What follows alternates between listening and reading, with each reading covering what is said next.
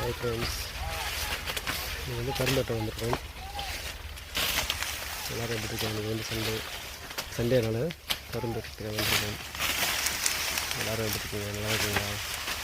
கரும்பு வெட்டுற வேலையில் வந்து ஒரே ஒரு ரிஸ்க்குனாக்கா பாம்புகள் பண்ண தான்.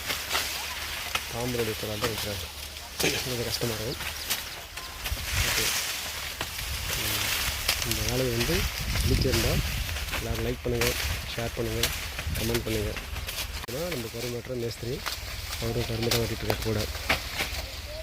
எல்லோரும் கரும்பு வெட்டிட்டுருக்காங்க. இந்த பெண்ணால் வந்து கரும்பு கட்டிகிட்ருக்காங்க.